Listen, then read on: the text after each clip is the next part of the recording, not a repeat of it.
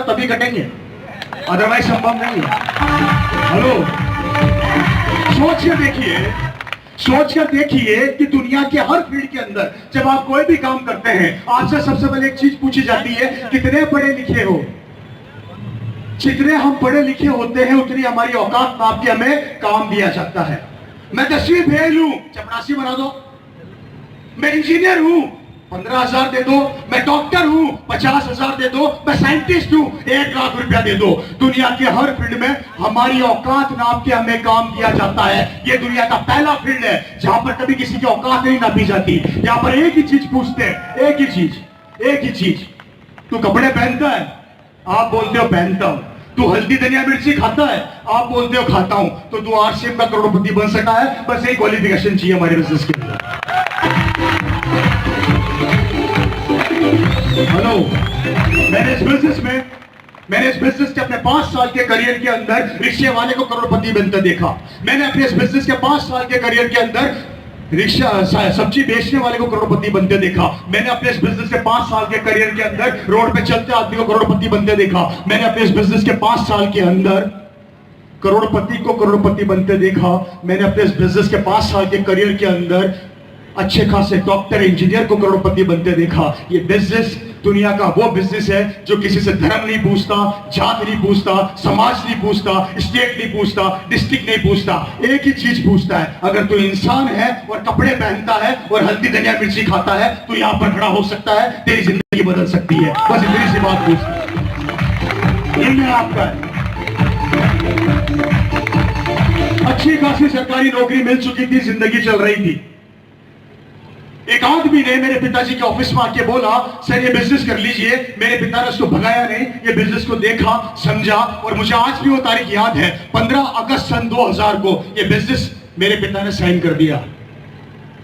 Hello,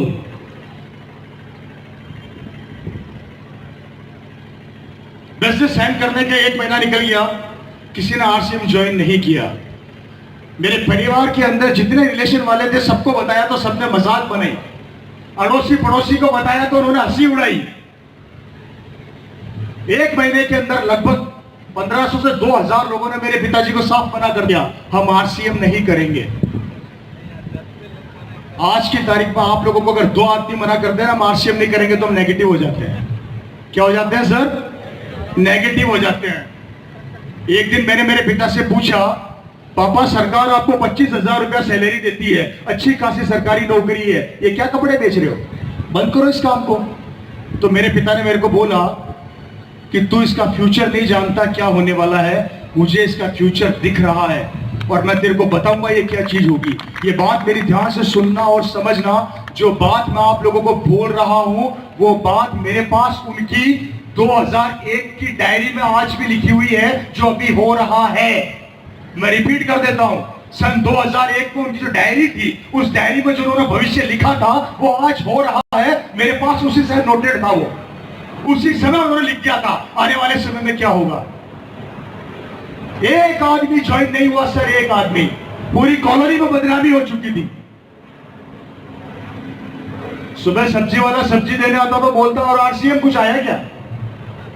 शाम को दूध देने वाला दूध देने आता तो बोलता और आरसीएम कुछ आया क्या? और आया कुछ नहीं था, क्योंकि दिमाग का सेटिस्फेक्शन तो नोटों से होता है ना। आरसीएम से जब तक थोड़ी बारिश नहीं हो जाए शांति नहीं मिलती कलेजे को। शाम को मेरा परिवार घूमने निकलता था तो मेरे घर वालों का नाम रख दिया गया था आरसीएम। और आरसीएम कहां जा रहे हो? मेरे पिताजी का नाम था आरसीएम 1, मेरा नाम था आरसीएम 2, मेरी मम्मी का नाम था आरसीएम 3, मेरी बहनों का नाम था आरसीएम 4 और 5।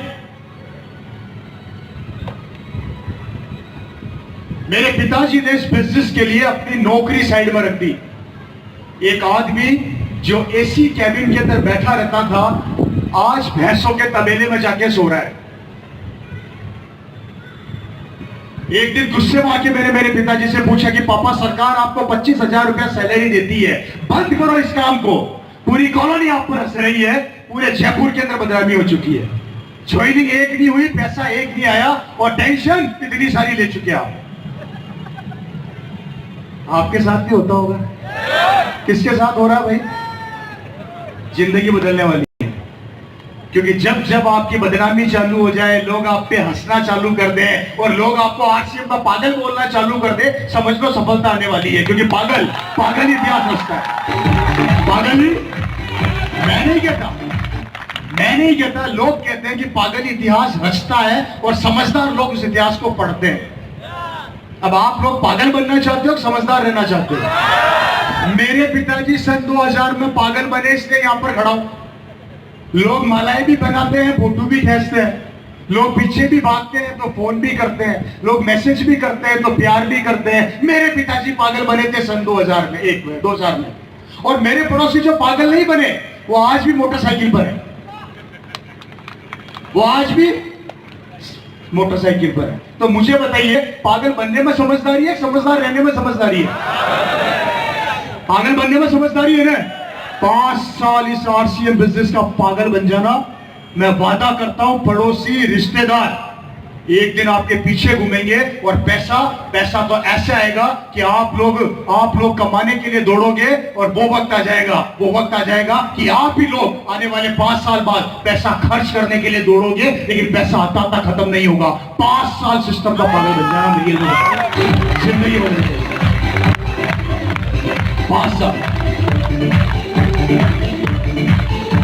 हेलो, समझ में आ रही है बात? ओपन ग्राउंड में मैंने मीटिंग पहली बार करी है, फंक्शन सेलिब्रेशन तो बहुत सारे किए। अब मेरे को समझ में ये नहीं आ रहा कि समझ में आ रहा है कि नहीं आ रहा है?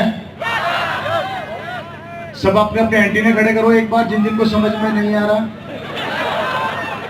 बात को ध्यान से सुनो। हेलो,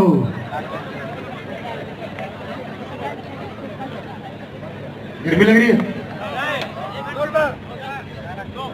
2 महीने निकल गए, किसी ने आरसीएम ज्वाइन नहीं किया। परिवार में बेइज्जती हो चुकी थी, समाज में बेइज्जती हो चुकी थी, गांव के अंदर इज्जत खराब हो चुकी थी, किसी ने इज्जत देना बंद कर दिया, लोगों ने प्यार देना बंद कर दिया, सबने हमें पागल कहा। मेरे पिताजी फिर भी नहीं रुके। एक दिन गुस्से में आके मैंने मेरे पिता से पूछा, सरकार आपको 25,000 रुपया सैलरी पापा दे रही है, छोड़ दो इस काम को। तब मेरे पिता ने मेरे को 2 बातें बोली थी। वो बातें उन्होंने मेरे को बोली थी सन 2001 के अंदर। मैं विजन की बात कर रहा हूं, यहाँ पे सपनों की बात कर रहा हूं, सोच की बात कर रहा हूं। एक शख्स जिसने 15-16 साल पहले इस आरसीएम का भविष्य देखा और उन्होंने मेरे को 16 साल पहले इसका भविष्य बताया था। मेरे घर के कमरे में उन्होंने मुझे बिठाकर कहा था, रवि सुन, मैं बताता हूं तेरे को आज आरसीएम बिजनेस क्यों कर रहा हूं। पहली बात, मेरे पिता ने मुझे कहा था, रवि सरकार मुझे 25,000 रुपया सैलरी देती है। जब बूढ़ा होऊंगा या इस दुनिया से जाऊंगा, मेरी सैलरी महीने की 1 लाख रुपया होगी। आज तेरे को बताता हूं ये आरसीएम बिजनेस क्यों कर रहा हूं। उन्होंने मुझे कहा था, ये आरसीएम बिजनेस मैं मेरे लिए नहीं कर रहा, ये आरसीएम बिजनेस के पीछे मैं पागल तेरे लिए हूं कि कल को अगर मुझे कुछ हो जाता है और मैं इस दुनिया में नहीं रहता, उसके बाद जहां से ये ओपी शर्मा छोड़कर जाएगा, वहां से रवि शर्मा चालू करेगा। ये इस बिजनेस की सबसे बड़ी ताकत है। मेरी बात ध्यान से सुनिए, अपने दिमाग में बिठाइए कि मुझे नहीं पता कि आप लोग अपने बच्चे, अपने परिवार के भविष्य को लेकर कितने सीरियस हो, मुझे ध्यान में नहीं है।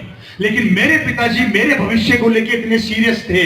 उनको दिख रहा था आने वाले समय में काम धंधे रहेंगे नहीं, नौकरियां रहेगी नहीं, तो मेरा बेटा क्या करेगा जब मैं दुनिया से चला जाऊंगा।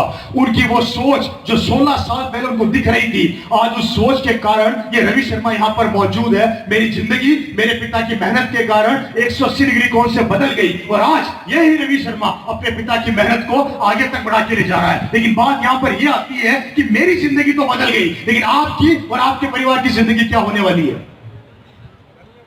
कैसे बदलेगी? नहीं बदलेगी आरसीएम से। मैं कारण बताता हूं आप लोगों को, वो इसलिए नहीं बदलेगी, अभी बाहर निकल के एक आदमी सुई लगाएगा और आपकी हवा निकाल देगा सारी की सारी, और ये फैक्ट है, ये कड़वा सत्य है।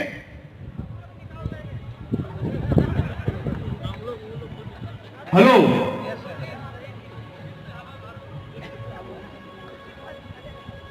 आप लोग कारों में आए, मोटरसाइकिल पे आए नहीं है? आपकी गाड़ी का टायर खोलूंगा तो प्यार करोगे या पीटोगे? आपकी मोटरसाइकिल का टायर चुराऊंगा तो प्यार करोगे या पीटोगे? 1-2 हजार रुपए के टायर के लिए मेरे को पीटने को तैयार हो गए। एक पड़ोसी आपके सपने चुरा के ले जा रहा है, उससे कुछ नहीं कह रहे हो, क्यों?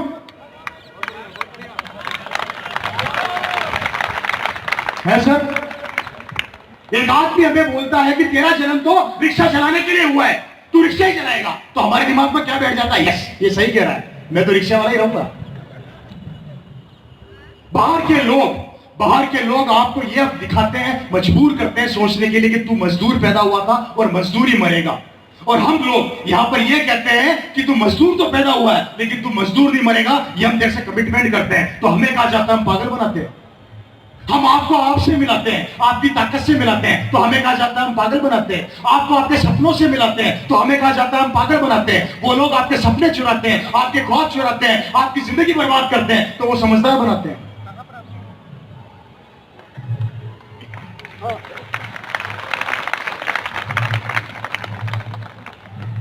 अगर मेरे पिताजी की हवा, अगर मेरे पिताजी का जोश सन 2000 में खत्म हो जाता या निकल जाता, तो मुझे बताइए आज मैं यहां पर होता क्या? ये आरसीएम का बिजनेस का माहौल होता क्या? क्योंकि दोस्तों हमने वो वक्त देखा जो वक्त आपने नहीं देखा। 48 डिग्री सेल्सियस टेम्परेचर के अंदर ये रवि शर्मा अपनी साइकिल के ऊपर पैडल मारता हुआ कल्पना कार्गो में जाता था, कार्गो से कपड़े की गांठ रिक्शे में रखता था, मेरे घर पे लेके आता था और मेरा पूरा परिवार जमीन पर बैठ के वो 5 पैंटें पैक किया करता था। उस टाइम 5 पैंट का किट आया करता था 1260 रुपए का, कागज का किट, एक ब्लू रंग का किट, उसमें ब्लू रंग की किताब डालता था मैं। और वो किट भी कई बार तो जयपुर में बनते थे तो पिताजी की मोटरसाइकिल के ऊपर, और मोटरसाइकिल कौन सी? Kawasaki 4 stroke champion. उस मोटरसाइकिल के पीछे बैठ के उन किटों को लेके बैठ के घर पे आता था और पिताजी के साथ जमीन पे बैठ के मैं पैक किया करता था। वो दौर अब नहीं है, वो संघर्ष अब नहीं है।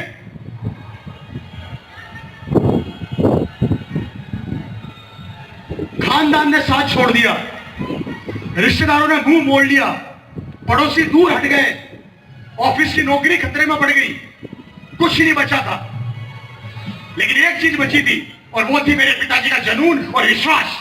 एक दिन करके दिखाऊंगा, चाहे कुछ भी हो जाए, रुकूंगा नहीं। हेलो,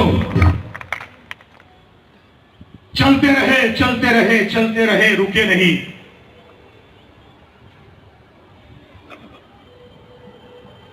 और तो नहीं हो रहे? आगे बढ़ूं? पहला फोरम साइन कराया।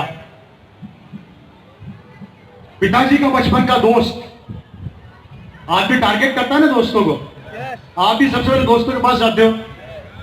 मेरे पिताजी का बचपन का दोस्त, उसने बोला, मेरे पिता ने उसको बोला एक बिजनेस आया तेरे पास लेकर आ रहा हूं। मेरे पिताजी ने बोला, उस दोस्त ने बोला आ जाओ।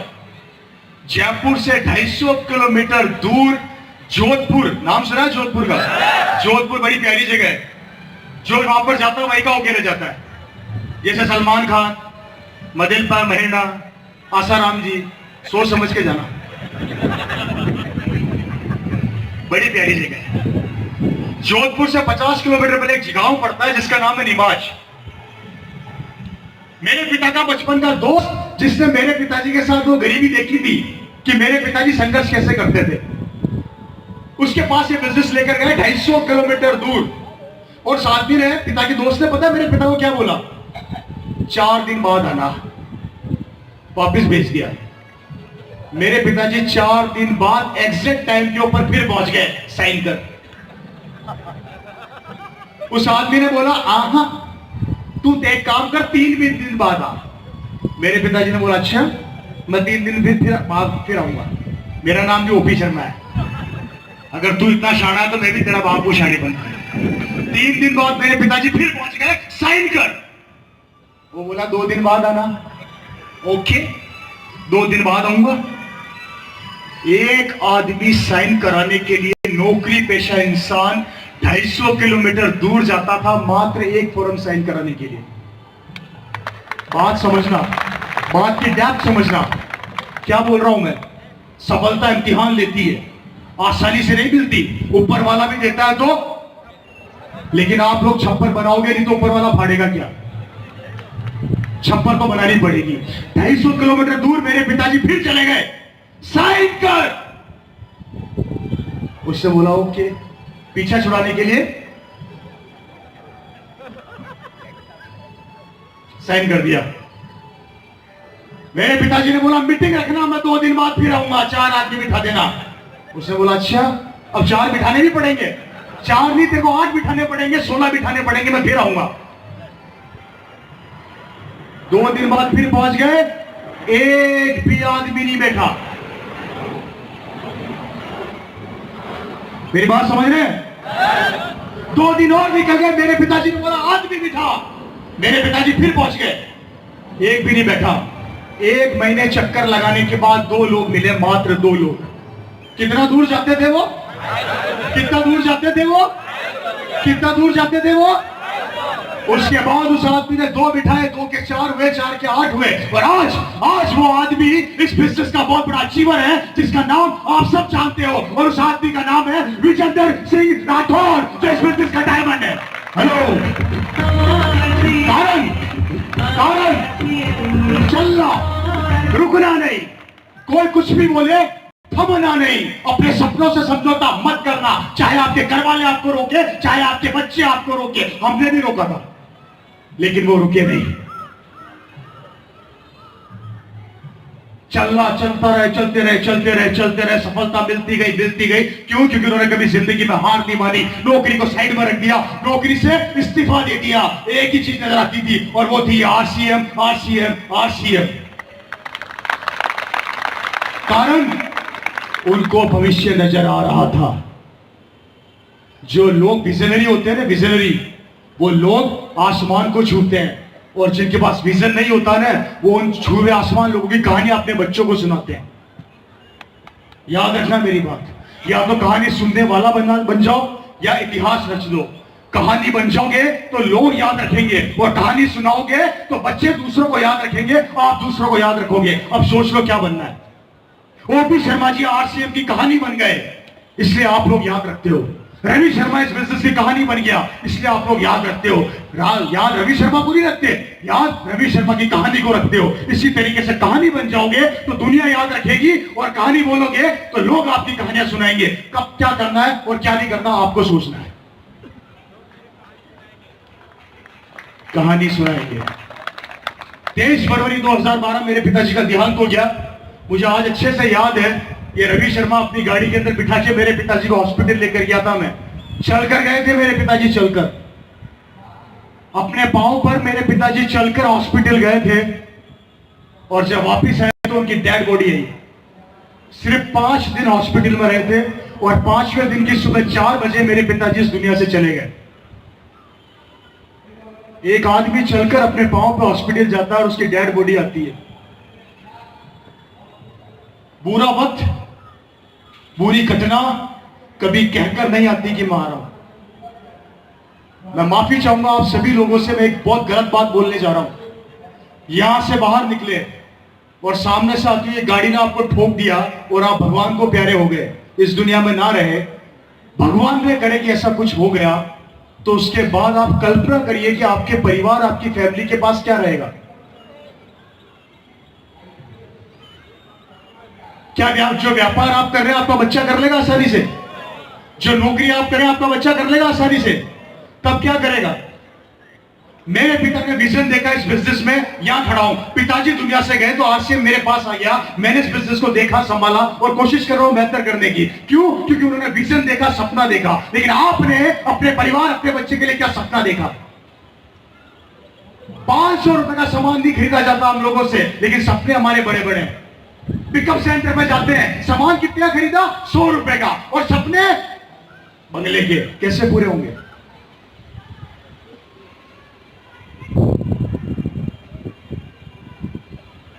हम किसको धोखा दे रहे हैं? किसको? आरसीएम को।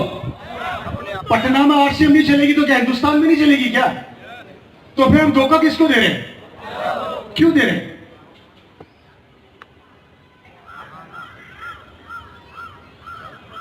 हम धोखा अपने आप को दे रहे हैं, हम धोखा अपने परिवार को दे रहे हैं, हम धोखा अपने आने वाली पीढ़ियों को दे रहे हैं, हम धोखा अपने बच्चों को दे रहे हैं, हम धोखा आरसीएम को दे रहे हैं। तो क्यों दे रहे हैं, और कब तक दोगे? कब तक?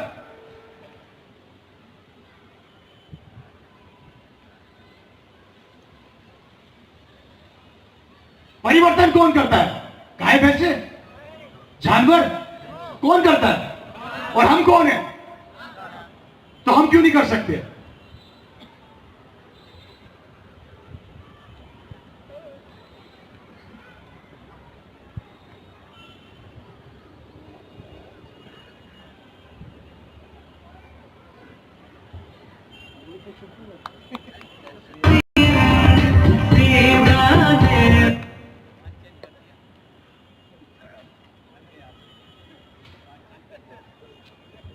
हेलो, इतना सन्नाटा क्यों है भाई?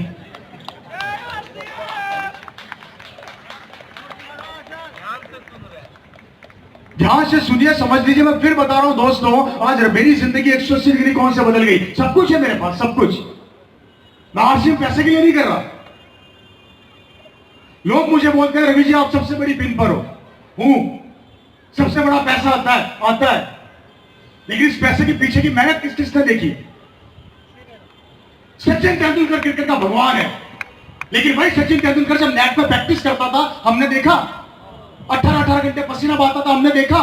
हमने सिर्फ भगवान देखा सचिन तेंदुलकर का। उस भगवान ने कितनी मेहनत करी है भगवान बनने के लिए, वो हमने देखी नहीं? देखी, वो मेहनत देखी है।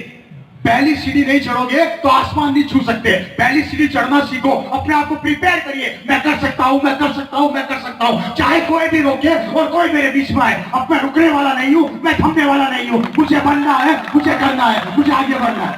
जुनून पैदा करना पड़ेगा, लाना पड़ेगा वो जोश। निकाल देना अपने दिमाग से गलतफहमी, निकाल देना अपने दिमाग से ये गलतफहमी कि मैं दुनिया का सबसे सिक्योर आदमी हूं। गलतफहमी में जी रहे हो।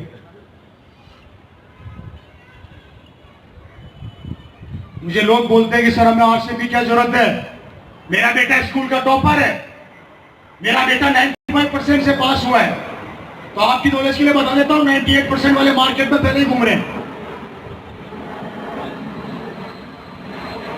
लोग मुझे बोलते हैं सर हमें आरसी की क्या जरूरत है? हमारे पास तो पैसा ही पैसा है, हमारे पास तो करोड़ों की प्रॉपर्टी है। तो आप लोग भी अपने दिमाग से गलतफहमी निकाल देना। करोड़पति आप हो, आपका बेटा नहीं है। धीरूभाई अंबानी के 2 बेटे थे और हैं, कौन कौन से हैं? और सबसे पैसे वाला कौन है? और अनिल अंबानी की क्या हालत चल रही है पता है? बैंक करप्ट हो चुका है, बैंक करप्ट होने वाला है, कर्जा है उसके ऊपर। जब धीरूभाई अंबानी के दोनों बेटे एक जैसे नहीं हो सके तो हम क्या गारंटी लेते हैं कि हमारा बेटा हमारा जैसा हो जाएगा? क्या है? क्या करोगे, क्या करोगे? मेरे राजस्थान के अंदर मेरे पड़ोसी के पास जमीन हुआ करती थी 20 बीघा। पिताजी एक्सपायर हुआ, लड़के ने जमीन बेची, पैसा आया 20 करोड़। बेटा याश था, रोज शाम को, समझ गए, गाड़ियां खरीद ली। 6 साल लगे, 20 करोड़ साफ। जयपुर के अंदर ओला कैब चलाता है। एक जमाने में पिताजी करोड़पति थे, बेटा ओला कैब चला रहा है। आप करोड़पति हो, भगवान ने करे आपका बेटा अच्छा नहीं निकला, तब क्या होगा आपकी आने वाली जनरेशन, आपकी पीढ़ी का?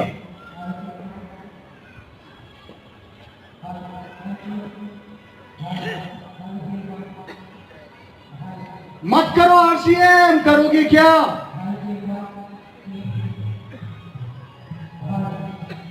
हमारे राजस्थान में वैकेंसी निकली जोधपुर के अंदर, 10,000 बच्चों को कांस्टेबल बनाएंगे। कितने सर? मैं आंकड़े बता रहा हूं, मेरा दिमाग खराब हो गया था सुन के। 20 लाख बच्चों ने एग्जाम दिए। कितने सर? राजस्थान के अंदर 10,000 बच्चों के लिए वैकेंसी निकली। 10,000 बच्चों के लिए वैकेंसी निकली, 20 लाख बच्चों ने एग्जाम दिए। 20 लाख में से 10,000 बच्चों को नौकरी मिल गई। 19,90,000 बच्चे सड़क पे आज भी स्ट्रगल कर रहे हैं। अब मुझे बताइए उनका भविष्य क्या होगा? अब आप बोलेंगे 3 महीने बाद फिर एग्जाम देंगे, तो 3 महीने बाद वो बच्चे 20 लाख नहीं होंगे, 40 लाख हो जाएंगे। तब क्या करेंगे?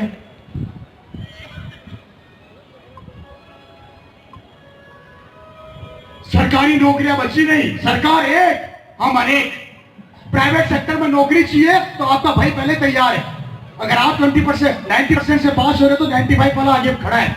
आप 95 से हो रहे तो 98 वाला खड़ा है। प्राइवेट सेक्टर में कंपटीशन के ऊपर नौकरियां मिलती है, गवर्नमेंट की नौकरियां बची नहीं है, व्यापार करने के लिए पैसा बचा नहीं है, काम धंधे बचे नहीं है, कंपटीशन बढ़ता जा रहा है, दुनिया डिजिटल होती जा रही है, मशीनें कब्जा करती जा रही है, आदमी बेरोजगार होता जा रहा है। भविष्य में करोगे क्या?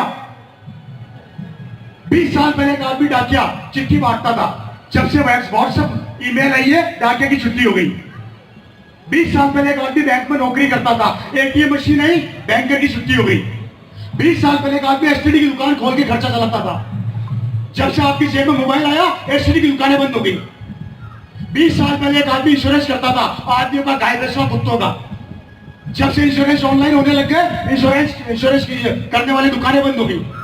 आने वाले समय के अंदर सीए चार्टर्ड अकाउंटेंट बेरोजगार होने वाले हैं, क्योंकि सीए की सारी आईटीआर ऑनलाइन भरेगी। ऑटोमेटिक ट्रक चलने वाले हैं, ऑटोमेटिक कारें आने वाली है, ड्राइवर बेरोजगार होने वाले हैं, ऑपरेशन मशीनें करेगी, डॉक्टर बेरोजगार होने वाले हैं, बिल्डिंगे कंप्यूटर बनाएंगे, इंजीनियर बेरोजगार होने वाले हैं, रेलें ऑटोमेटिक चलेगी, रेलों के ड्राइवर बेरोजगार होने वाले हैं। जैसे जैसे टेक्नोलॉजी आती जा रही है वैसे वैसे हम बेरोजगार होते जा रहे हैं, क्योंकि हर चीजें अगर मशीनें, कंप्यूटर्स और लैपटॉप करने लग जाएगी तो आप और मैं क्या करेंगे? मत करो, मैं आरसीएम की बात नहीं कर रहा, मुझे तो आप बताओ क्या करोगे? निकाल दो आरसीएम को बाहर।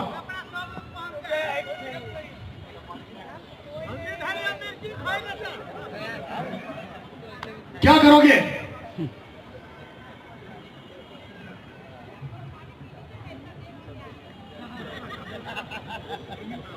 मैडम को मेरी पानी की टेंशन हो रही है, मैडम न्यूट्रीचार्ज खाता हूँ, टेंशन ना लीजिए, और आप जैसा आशीर्वाद है तो चलता रहेगा मामला।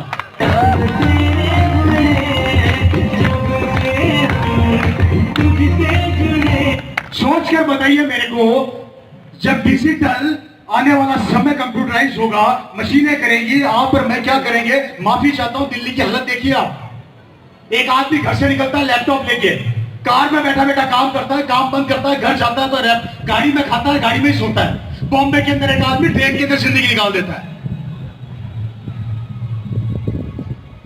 क्या करोगे?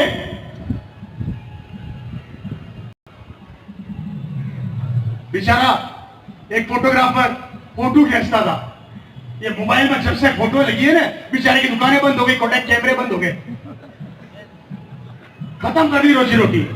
ये यहां पर ये भाई साहब खड़े हैं, ये इस जगह पे एक जमाने में कैमरा हुआ करता था, मोबाइल लगा दिया।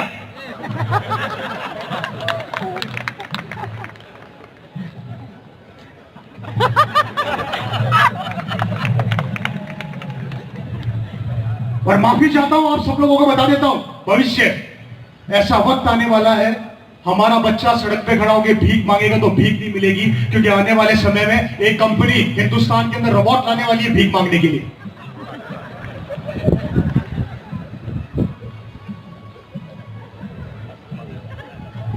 कोई रास्ता है? और हम चिल्ला चिल्ला के बोल रहे हैं दुकान बदल ले, दुकान बदल ले, दुकान बदल ले, तेरी जिंदगी बदल जाएगी। हमारी समझ में नहीं आती, पड़ोसी बोलेगा उसकी समझ में आ जाएगी। मत खाइए आरसीएम से, खाइए बाजार से। बड़ा दुख होता है मुझे ये जानकर, शाहरुख खान का बेटा क्या करेगा हम सबको पता है,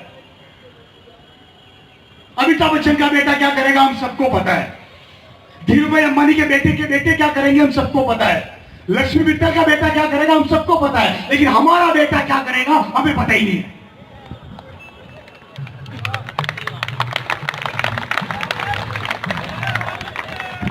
शाहरुख खान के पास कौन सी गाड़ी है हम सबको पता है,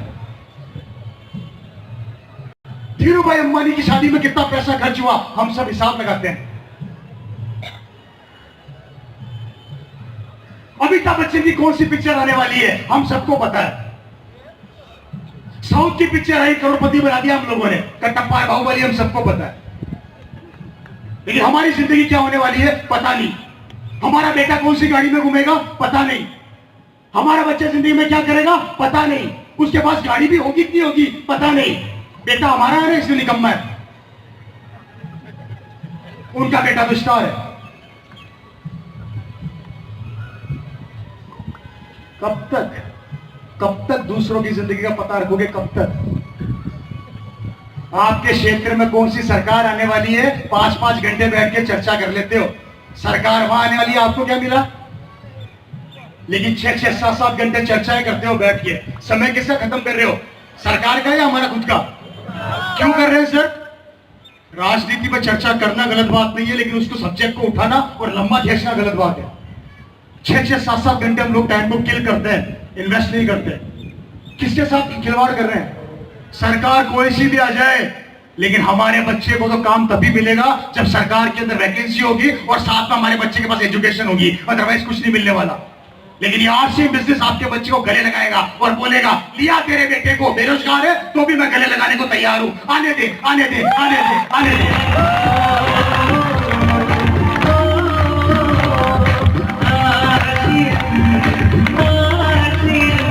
हेलो, कब तक ऐसी जिंदगी जियोगे दोस्तों? जी लो, आज जी लो। आने वाले 20 साल बाद आपका बेटा कैसे जिएगा, आपकी जनरेशन कैसे जिएगी। और याद रखना, जब 20 साल बाद आपका बेटा मेरी उम्र का हो जाएगा और उसे काम नहीं मिलेगा तो पता है उसको क्या बोलोगे? अरे निकम्मे, तेरे को पैदा करके पछता रहे। जबकि दोष बेटे का नहीं है, दोष एजुकेशन का नहीं है, दोष किसी चीज का नहीं है, दोष है कंपटीशन का जो बढ़ता जा रहा है। आज से 25 साल 30 साल पहले जो पेट्रोल 5 रुपए लीटर हुआ करता था, 50 रुपए पहुंच गया। आज से 20-30 साल पहले जो दालें 10 रुपए में मिला करती थी, 100 पहुंच गई। आज से 20-30 साल पहले हम लोग जो कपड़े पहनते थे, 500 रुपए में ड्रेस आया करती थी, 200 रुपए में ड्रेस आया करती थी, 2000 पहुंच गई। महंगाई बढ़ती जा रही है, इनकम वही की वही है। खर्चे बढ़ते जा रहे हैं, इनकम वही की वही है। परिवार बढ़ते जा रहे हैं, इनकम वही की वही है। एक जमाने में परिवार के अंदर 5 आदमी काम करते थे, 5 खाते थे। अब 1 आदमी काम करता है और 5 खाते हैं। और आने वाले समय में एक भी काम नहीं करेगा और परिवार भूखा मरेगा। कारण सब कंप्यूटर करेंगे, लैपटॉप करेंगे। तब क्या करोगे?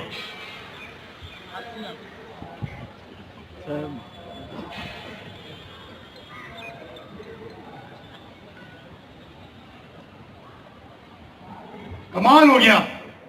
जिंदगी आपकी, भविष्य आपका, बच्चे आपके, पीढ़ी आपकी, आपको पता ही नहीं है।